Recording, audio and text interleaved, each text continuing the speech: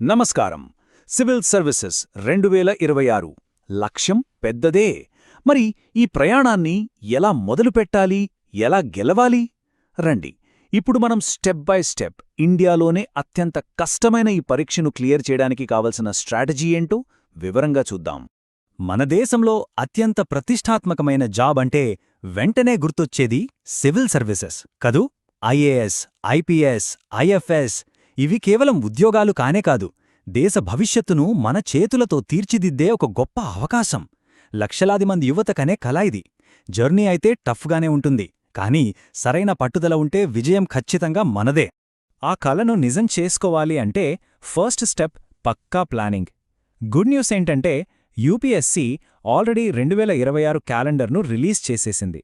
So ఈ dates మైండ్లో fix చేసుకోండి. January 14న నోటిఫికేషన్ వస్తుంది, May 24న ప్రిలిమ్స్ ఎగ్జామ్, ఆ తర్వాత August 21న మెయిన్ స్టార్ట్ అవుతాయి. మన ప్రిపరేషన్ జర్నీకి ఇవే మన టార్గెట్స్. సరే, ఈరోజు మనం ఏం తెలుసుకోబోతున్నామంటే, ముందుగా సివిల్స్ ఎందుకంత గొప్ప లక్ష్యమో చూద్దాం. ఆ తర్వాత ప్రిలిమ్స్, మెయిన్స్, ఇంటర్వ్యూ ఇలా ప్రతి స్టేజ్ని ఎలా దాటాలో చర్చిద్దాం. చివరిగా ఒక పక్కా ప్లాన్తో విజయం ఎలా సాధించాలో విశ్లేషిద్దాం. ఓకే, మన ఫస్ట్ సెక్షన్ సివిల్స్, ఒక గొప్ప లక్ష్యం. అసలు ఈ ఎగ్జామ్ ఉద్దేశమేంటి, దీనికి ఎవరు అర్హులు, బేసిక్స్ నుంచి స్టార్ట్ చేద్దాం. ఇక రెండో సెక్షన్ ప్రిలిమ్స్. ఇది ఫస్ట్ హర్డిల్, అంటే మొదటి అడ్డంకి. లక్షల మంది అప్లై చేస్తే అందులోంచి కొద్ది వేల మందిని మాత్రమే ఫిల్టర్ చేసే స్టేజిది. మరి దీన్ని ఎలా దాటాలి చూద్దాం.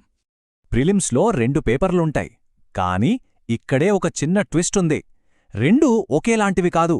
పేపర్ 1 అంటే జనరల్ స్టడీస్, దీని మార్కులే కటాఫ్కి కౌంట్ చేస్తారు. మెయిన్స్కి వెళ్తారా లేదా అనేది డిసైడ్ చేసేది ఇదే. ఇక పేపర్ 2 అంటే సీశాట్, ఇది జస్ట్ క్వాలిఫైయింగ్ పేపర్. అంటే ఇందులో 33% మార్కులు తెచ్చుకుంటే చాలు, అప్పుడే మన పేపర్ 1ని కరెక్షన్ చేస్తారు. చాలామంది సీశాట్ని లైట్ తీసుకుని దెబ్బతింటారు, సో జాగ్రత్త.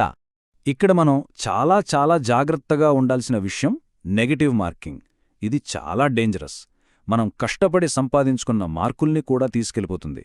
సింపుల్గా చెప్పాలంటే 3 తప్పు ఆన్సర్లు పెట్టితే మనం కరెక్ట్గా రాసిన ఒక ఆన్సర్ మార్కులు మాయమైపోతాయి.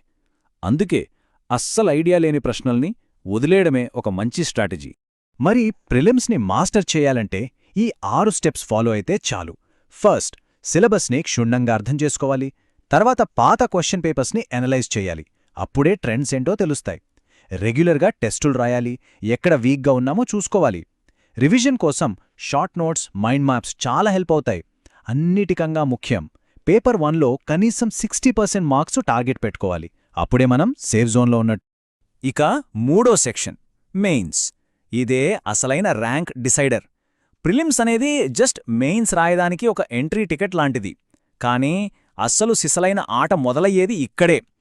ఏ సర్వీస్ వస్తుంది అనేది డిసైడ్ చేసేది ఈ మెయిన్స్ మార్కులే. ఒక్క నంబర్, జస్ట్ ఈ ఒక్క నంబర్ గుర్తుపెట్టుకోండి, 1750. అవును, 1750. యూపీఎస్సీ జర్నీలో ఇదే మ్యాజిక్ నంబర్. ప్రిలిమ్స్ మార్కులు ఫైనల్ లిస్ట్కి కలపరు. ఈ 1750 మార్కులే మన ర్యాంకును, మన సర్వీస్ను, మన ఫ్యూచర్ను డిసైడ్ చేస్తాయి. మెయిన్స్లో మొత్తం 9 పేపర్లుంటాయి. అమ్మో 9 అని కంగారు పడకండి. అందులో 2 పేపర్లు, అంటే ఒక Indian language paper, English paper just qualifying, అంటే పాస్ అయితే చాలు. ఇక మన ర్యాంకును డిసైడ్ చేసేవి మిగిలిన 7 పేపర్లు. అందులో ఒక ఎస్సే పేపర్, 4 జనరల్ స్టడీస్ పేపర్లు, మనం ఎంచుకున్న ఆప్షనల్ సబ్జెక్ట్ మీద 2 పేపర్లు ఉంటాయి. మెయిన్స్లో గెలవాలంటే టైం మేనేజ్మెంట్ అనేది కింగ్ లాంటిది. 3 గంటల్లో పేపర్ మొత్తం కంప్లీట్ చేయడం ప్రాక్టీస్ చేయాలి. అంతేకాదు, రోజూ న్యూస్ పేపర్స్ చదువుతూ నోట్స్ చేసుకోవాలి. ప్రతిరోజూ కనీసం 2 ప్రశ్నలకు ఆన్సర్లు రాసి అలవాటు చేసుకోవాలి. టాపర్స్ రాసిన ఆన్సర్ షీట్స్ చూస్తే ఆన్సర్ స్ట్రక్చర్ ఎలా ఉండాలో ఒక క్లారిటీ వస్తుంది. డౌట్స్ ఉంటే సీనియర్లని, మెంటర్లని అడగడానికి అస్సలు మొహమాటపడద్దు. ఇక ఫైనల్ స్టేజ్ ఇంటర్వ్యూ. ఇది నాలెడ్జ్ టెస్ట్ కాదు, ఇది పర్సనాలిటీ టెస్ట్, మన వ్యక్తిత్వానికి పెట్టే అసలు సిసలైన పరీక్ష. ఒక సివిల్ సర్వెంట్గా దేశానికి సేవ చేయడానికి మనం ఎంతవరకు సూట్ అవుతామో తేల్చేది ఈ ఇంటర్వ్యూనే. మరి యూపీఎస్సీ బోర్డు మనలో ఏం చూస్తుంది? మనకున్న జ్ఞానం మాత్రమే కాదు, మనలో నిజాయితీ ఉందా, మెంటల్ అలర్ట్నెస్ ఎలా ఉంది, నాయకత్వ లక్షణాలు ఉన్నాయా, ప్రెషర్లో సరైన డెసిషన్స్ తీసుకోగలమా, సమాజంపై మనకు ఎంత అవగాహన ఉంది, ఇలాంటి క్వాలిటీస్ని టెస్ట్ చేస్తారు. మన అసలైన వ్యక్తిత్వాన్ని చూపించడానికి ఇదొక గొప్ప అవకాశమన్నమాట. ఇక ఫైనల్ సెక్షన్ విజయం మీదే ప్రణాళిక విశ్లేషణ. చూడండి, గంటల తరబడి కష్టపడి చదవడం ఒక ఎత్తు, కానీ డేటాని ఉపయోగించి స్మార్ట్గా చదవడం మరో ఎత్తు. ఆ స్మార్ట్ స్ట్రాటజీ ఏంటో ఇప్పుడు చూసేద్దాం. గత కొన్ని సంవత్సరాల ప్రిలిమ్స్ కటాఫ్స్ని ఒక్కసారి గమనిస్తే 2023లో 75 ఉంటే 2022లో 88 దాకా ఉంది. అంటే మన టార్గెట్ ఎప్పుడూ జస్ట్ కటాఫ్ మార్కులుగా ఉండకూడదు, దానికంటే ఒక 15-20 మార్కులు ఎక్కువ. అంటే సుమారుగా 100 నుంచి 110 మార్కులు టార్గెట్ చేసుకుంటేనే మనం సేఫ్ జోన్లో ఉంటాం. ఇక్కడే ఉంది అసలైన స్మార్ట్ స్ట్రాటజీ. ఇప్పుడు చూడండి, లాస్ట్ 5 ఇయర్స్ డేటా ప్రకారం కేవలం 3 సబ్జెక్టుల నుంచే, అవేంటంటే పాలిటీ, జాగ్రఫీ, ఎకానమీ, వీటి నుంచే దాదాపు 45 నుంచి 50 ప్రశ్నలు వస్తున్నాయి. అంటే ప్రిలిమ్స్ పేపర్లో ఆల్మోస్ట్ సగం ఇవే అన్నమాట. ఈ మూడిటి మీద గట్టిపట్టు సాధిస్తే ప్రిలిమ్స్ గట్టెక్కినట్టే. సింపుల్గా చెప్పాలంటే మన ప్రిపరేషన్ టైంలో దాదాపు 50% ఈ 3 సబ్జెక్టులకే కేటాయించాలి: పాలిటీ, జాగ్రఫీ, ఎకానమీ. మరో 30% టైం కరెంట్ అఫైర్స్, ఎన్విరాన్మెంట్కిస్తే చాలు. ఈ 5 టాపిక్స్తోనే మనం ఆల్మోస్ట్ 75% పేపర్ను కవర్ చేసినట్టు. సో మన టైం టేబుల్ ఈ అనాలిసిస్ ప్రకారమే ఉండాలి. ఒకవేళ అనుకోకుండా ఫైనల్ లిస్ట్లో పేరు లేకపోతే అస్సలు నిరాశపడాల్సిన పనిలేదు. ఎందుకంటే యూపీఎస్సీ ప్రతిభా సేతు అనే ఒక కొత్త ప్లాట్ఫామ్ను స్టార్ట్ చేసింది.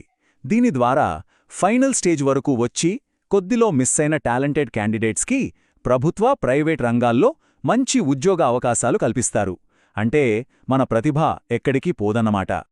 చూశారుగా, సరైన స్ట్రాటజీ, పట్టుదల, కన్సిస్టెంట్గా కష్టపడటం, ఈ 3 ఉంటే సివిల్స్లో విజయం సాధించటం అసాధ్యమేమీ కాదు.